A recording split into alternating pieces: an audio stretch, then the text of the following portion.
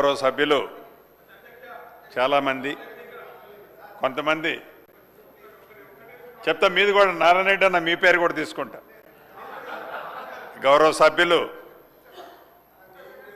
కొంతమంది డివిజన్ల గురించి కొంతమంది మండలాల గురించి ఈ సభలో ఉన్న సహచర సభ్యులు చాలామంది అడిగారు. ముందు పల్లా రాజేశ్వరరెడ్డి గారి డివిజన్ గురించి పల్లా రాజేశ్వరరెడ్డి గారితో పాటు మా సహచర మంత్రివర్యులు బావగారు కోమటిరెడ్డి వెంకటరెడ్డి గారు కూడా దాన్ని ఆదరైజ్ చేశారు. తప్పకుండా అది కలెక్టర్ గారి పరిశీలనలో ఉందని మరొకసారి తెలియజేసుకుంటూ ఎమ్మెల్యే లక్ష్మణ్ కుమార్ గారు ధర్మాపూర్ డివిజన్ కానివ్వండి, నాగరాజు గారు వర్ధనపేట డివిజను, అదే రకంగా ఆ కార్పొరేషన్లో ఉన్న కొన్ని విలేజెస్ని డిలీట్ చేయమని కూడా అడిగారు. నేను కూడా అక్కడ ఒక సభకి వెళ్ళినప్పుడు అక్కడ ట్రైబ్స్ దాన్ని డీనోటిఫికేషన్ ఇవ్వమని అడగటం జరిగింది. తప్పకుండా దాన్ని కన్సల్ట్ మినిస్టర్ గారి నోట్ అంటే సీఎం గారి కింద ఉంటుంది కాబట్టి తప్పకుండా దాన్ని తీసుకెళ్తాను. ఈ డివిజన్కి సంబంధించిన సబ్జెక్టు అదే రకంగా మహబాద్కి సంబంధించింది మండలం అడగటం జరిగింది. శాసనసభ్యులు ముదోలుకు సంబంధించిన 3 మండలాల గురించి ఆ శాసనసభ్యులు వారు అడగటం జరిగింది. బౌద్ధకు సంబంధించిన శాసనసభ్యులు రెవెన్యూ డివిజన్ గురించి అడగటం జరిగింది. తాండూరుకు సంబంధించిన శాసనసభ్యులు మండలం గురించి అడగటం జరిగింది. జడ్చర్ల శాసనసభ్యులు డివిజను మరియు కొన్ని మండలాల గురించి అడగటం జరిగింది. వేములవాడకు సంబంధించిన దాంట్లో సీనన్న వచ్చి చెవులో చెప్పిపోయారు, మాకు మన్నెగూడెం మండలం కావాలని, దాని గురించి చెప్పటం జరిగింది.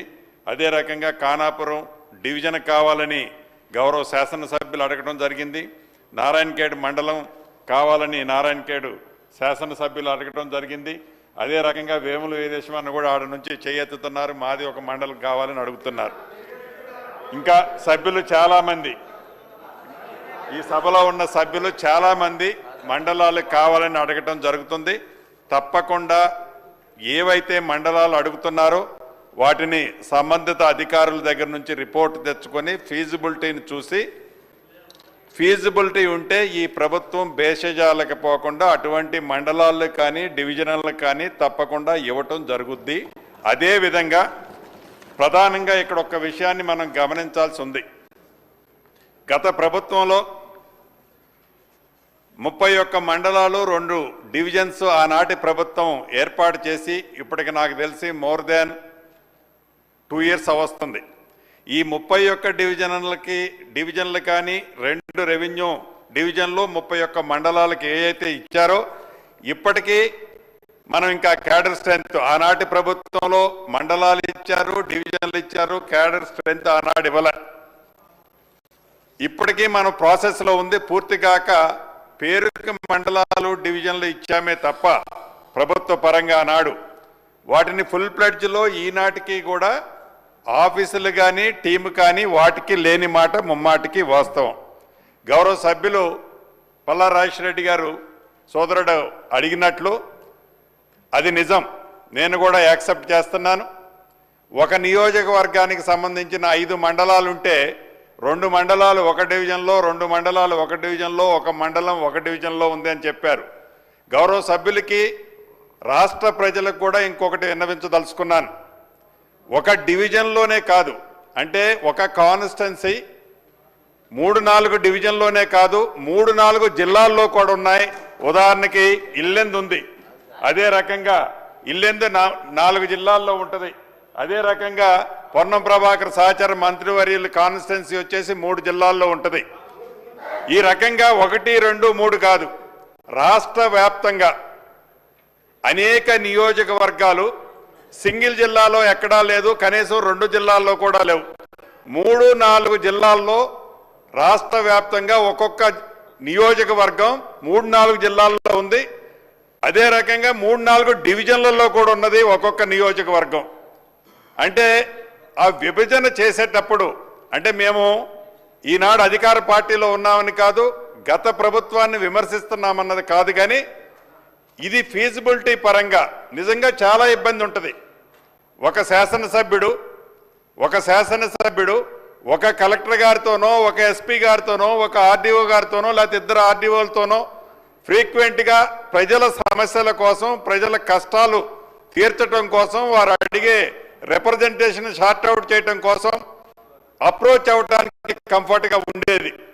కానీ మరి ఆనాటి ప్రభుత్వం ఎందుకు అలా ఆలోచనతో ఆ జిల్లాల బైఫార్కేషన్ చేసేటప్పుడు కానీ ఆ నియోజకవర్గాలని విడగొట్టేటప్పుడు కానీ లేకుంటే ఆ డివిజన్లో ఏర్పరిచేటప్పుడు ఆ రోజు ఏది ఆ డివిజన్లో ఇన్కార్పొరేట్ చేస్తే కంఫర్ట్గా ఉండేది. అలా కాకుండా చల్లా చెదురుగా ఏ నియోజకవర్గం శాసనసభ్యుడు ఆ నియోజకవర్గం సంబంధించిన పరిపాలన మీద దృష్టి పెట్టకుండా ఉండే విధంగా స్కాటర్డ్ చేసి ఆ స్కాటర్డ్ చేయటం వల్ల ఆ శాసనసభ్యులకి ఎంత ఇబ్బంది కలుగుతుందో ఆనాడు ప్రతిపక్షంలో ఉండి ఈనాడు అధికారంలో ఉన్న మాకే కాదు, ఆనాడు అధికారంలో ఉండి ఈనాడు ప్రతిపక్షంలో ఉన్న శాసనసభ్యులకు కూడా చాలా ఇబ్బంది అవుతున్న మాట వాస్తవం. ప్రధాన ప్రతిపక్షమని కానీ ప్రధాన ప్రతిపక్షంతో పాటు మిగతా ప్రతిపక్షాలన్నీ వారు మనస్ఫూర్తిగా దీని మీద ఒకసారి రీథింక్ చేయాలి అనే ఆలోచన ఉంటే గౌరవ ముఖ్యమంత్రి గారితో అధికార పార్టీలో ఉన్న మా సహచర శాసనసభ్యులతో మంత్రులతో తప్పకుండా చర్చించి మీకు పాజిటివ్గా దీన్ని మనం ఒక కంక్లూజన్ తీసుకురావాలి అంటే పరిపాలనా పరంగా ఇది ఇబ్బంది అవుతున్న మాట మీకు కూడా అర్థమైంది కాబట్టి ఆ రోజు జరిగిన పొరపాటుని ఈ ప్రభుత్వం సరిదిద్దడానికి సిద్ధంగా ఉంది. దానికి ఆ ప్రపోజల్స్కి తప్పకుండా మీరు యాక్సెప్ట్ చేస్తే క్యాబినెట్లో డిస్కస్ చేసి దాన్ని తప్పకుండా తీసుకురావటం జరుగుద్దని గౌరవ శాసనసభ్యులు ఏవైతే అడిగిన వాటన్నిటినీ పాజిటివ్గా ఈ ప్రభుత్వం థింక్ చేస్తుంది. ఫీజిబిలిటీ రావడంతోనే వాటి మీద ఒక నిర్ణయం తీసుకుంటడం జరుగుద్దని గౌరవ అధ్యక్షుల వారి ద్వారా ఈ సభకు తెలియజేస్తూ సెలవు తీసుకుంటున్నాను.